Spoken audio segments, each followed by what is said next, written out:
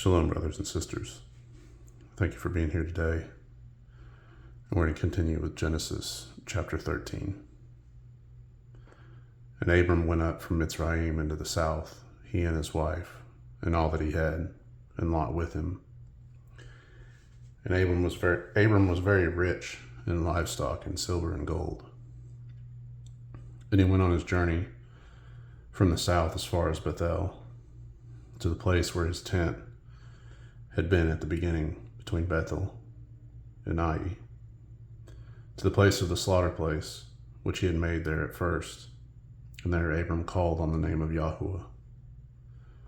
Now Lot, who went with Abram, also had flocks and herds and tents, and the land was not able to bear them, that they might dwell together, for their possessions were great, so that they could not dwell together. And there was strife between the herdsmen of Abram's livestock and the herdsmen of Lot's livestock. And at that time the Canaanites and the Perizzites dwelt in the land. Then Abram said to Lot, "Let there be no strife between you and me, and between my herdsmen and your herdsmen, for we are brothers. Is not all the land before you? Please separate from me. If you take the left, then I go to the right, or if you go to the right, then I go to the left." And Lot lifted his eyes and saw all the plain of the Jordan, that it was well watered everywhere, before Yahuwah destroyed Sodom and Gomorrah, like the garden of Yahuwah, like the land of Mitzrayim, as you go toward Zoar.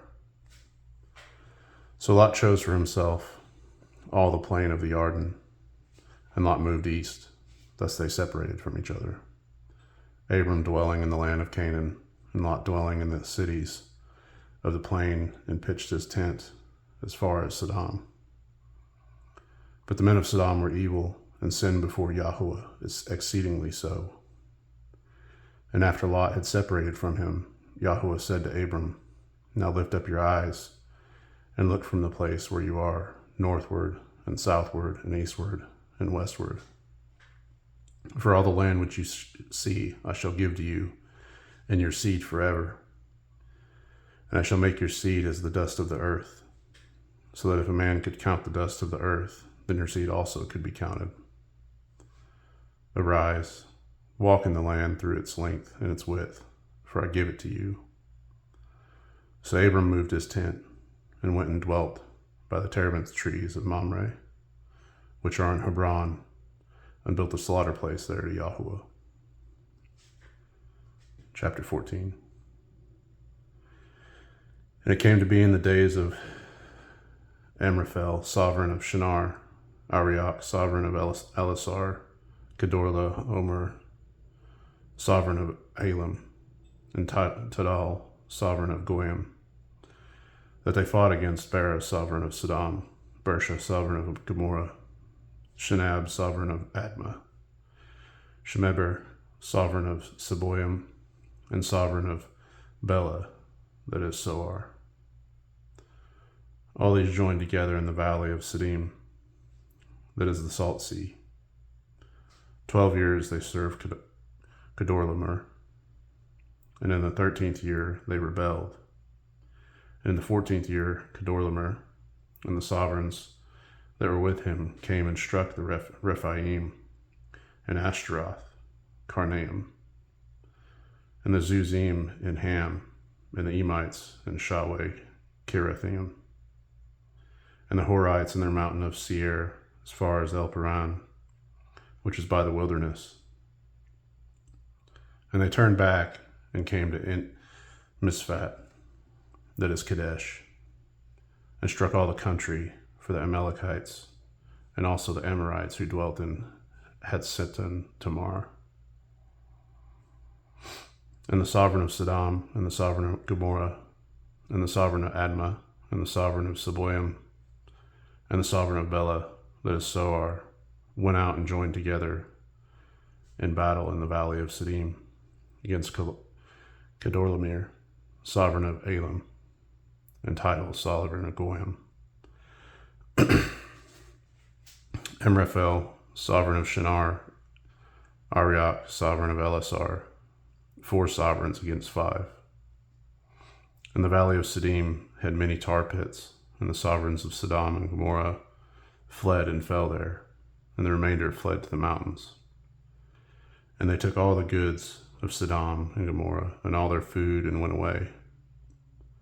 And they took Lot, Abram's brother's son, who dwelt in Sodom, and his goods, and left. And one who had escaped came and informed Abram, the Hebrew, for he dwelt by the terebinth trees of Mamre, the Amorite brother of Eshcol and brother of Aner. And they had a covenant with Abram. And when Abram heard that his brother was taken captive, he armed his 318 trained servants, who were born in his own house, and went in pursuit as far as Dan. And he and his servants divided against them by night, and struck them and pursued them as far as Hobah, which is on the left of Damasek. So he brought back all the goods, and also brought back his brother Lot and his goods, as well as the women and the people. And after his return from the striking of Kedorlaomer, and the sovereigns who were with him, the sovereign of Sodom, came to meet with him in the valley of Shaweh, that is the sovereign's valley. And Melchizedek, sovereign of Shalem, brought out bread and wine. Now he was a priest of the Most High El. And he blessed him and said, Blessed be Abram of the Most High El, possessor of the heavens and earth. And blessed be the Most High El, who has delivered your enemies into your hand, and gave him 1/10 of all. And the sovereign of Sodom said to Abram, Give me the people, and take the goods for yourself. But Abram said to the sovereign of Sodom, I have lifted my hand to Yahuwah, the Most High El, the possessor of the heavens and the earth, not to take a thread, or a sandal strap, or whatever is yours, lest you should say, I have made Abram rich, except only what the young men have eaten, and the portion of men who went with me, Aner, Eshcol, and Mamre, let them take their portion.